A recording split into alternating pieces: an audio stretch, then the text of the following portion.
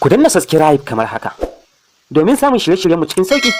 Kana, sannan ku je ku danna alamar ƙararrawar sanarwa domin sanar da ku akan kari da zarar mun ɗora sabon bidiyo. Mun gode.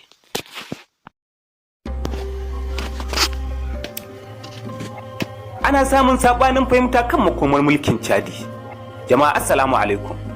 Har yau dai ga labaran da dimi su. Shugabannin kasashen waje na nuna alhinin mutuwar takwaransu na Chadi Idris Deby Itno a fagen daga.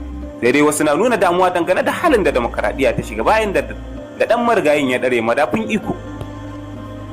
Manyan kasashen duniya na ci gaba da nuna alhinin mutuwar Idris Deby, wanda yawanci ke kallo a matsayin madugun yaki da kungiyoyin ta'addanci a yankin Sahel. Mai magana a madadin sakataren janar na MDD Antonio Guterres, wato Stephen Dujarric, ya ce rashin Deby tamkar faduwar bango ne da kowa zai ga gibinsa. Ya ce babban sakatare janar na MDD Antonio Guterres na mika sakon jaje ga iyalan Deby da ilahirin 'yan kasar Chadi da gwamnatin kasar. A nata bangaren gwamnatin Amurka, bayan ga sakon jaje ga kasar Chadi, ta yi tur da tashe-tashen hankulan da suka yi sanadiyar rayuka. Ta kuma nuna goyon bayan ta ga musayar mulki cikin ruwan sanyi bisa doka, amma ta bayyana matsayarta na ci gaba da hudda da gwamnatin riƙon ƙwarya. Gwamnatin ta nemi a mutunta tsarin mulkin Chadi. Kakakin ma'aikatar harkokin wajen Amurka, Ned Price, ya ce, abin da muke fatan gani shine musanyen mulki cikin girma da arziki bisa kundin tsarin mulkin kasar Chadi. Muna fatan ganin an kiyaye dokar kasar tare da mutunta ka'idojinta. Matsayar Amurka ba za ta canza ba ta fuskar mu'amalar diplomasiya tsakaninta da Chadi. Ofishin jakadancin Amurka zai ci gaba da aiki. Faransa ta yi harshen damo akan Chadi. Shugaba Emmanuel Macron na Faransa da ke zama tsohuwar gijiyar Chadi ya bayyana alhinin rashin haziƙin soja da yi tsayin daka na tsare mutuncin ƙasar.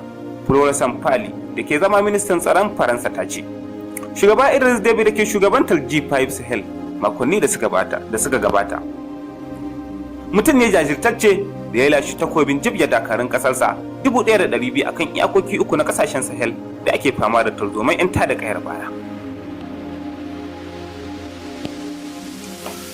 Sojoji sun naɗa Muhammad Idris Deby Itno a matsayin shugaban riƙon ƙwarya a Chadi. Dan marigayi Deby mai suna Muhammad Deby Itno ya dare kan karagan mulki a matsayin shugaban riƙon ƙwarya. Matakin da Roland Marshall mai nazari a cibiyar bincike kan harkokin mulki na ƙasa da ƙasa ke cewa ba daidai bane a wannan nahiyar, kuma na yi imani cewa yawancin shugabannin ƙasashen Afirka sun san abin da ke faruwa yanzu a Chadi na ba wa ɗansa shugabancin ƙasar kuskure ne babba. Ƙungiyar Tarayyar Afirka AU ta ce wannan rashi ne da ya shafi nahiyar baki ɗaya, inda wasu ƙasashen kamar Nijar da sauran arewacin Afirka ke bayyana fargabar makomar tsaro a yankin. Sai dai Roland Marshall ya yi mamakin matsayin Faransa dangane da abin da ya biyo bayan rasuwar Deby, inda sojoji suka naɗa ɗansa a matsayin shugaba na riko. Macron na Faransa na shan suka kan rashin sukar juyin mulki bayan rasuwar Idris Deby. Ya ce, Faransa na cikin rudani saboda zama wajibi ta nuna matsayarta da ba zai yiwu ba. Abin nufi a nan shine, an yi juyin mulki a Mali inda Faransa ta buƙaci a mutunta kundin mulki tare da komawa tsarin demokaradiyya ga farar hula. An yi juyin mulki a nan Chadin ma, tunda dan marigayi shugaban ƙasar ya karɓi da madafin iko tare da alƙawarin shirya zaɓe nan da watanni 18, kuma abin mamaki Faransa ta jinjina da haka. A nata bangaren kungiyar tarayyar Turai ta gargadi dukkanin bangarorin kasar da su mutunta haƙƙin ɗan adam a cikin wa'adin watanni 18 da za a yi na mulkin riƙon ƙwarya. Sai dai tuni wasu rahotanni masu karo da juna daga fatar gwamnatin Chadi ke cewa an bindige makaddashin shugaban bayan wani sabanin kan gadon mulki, yayin da wasu rahotanni ke cewa sabon shugaban yana cikin ƙoshin lafiya.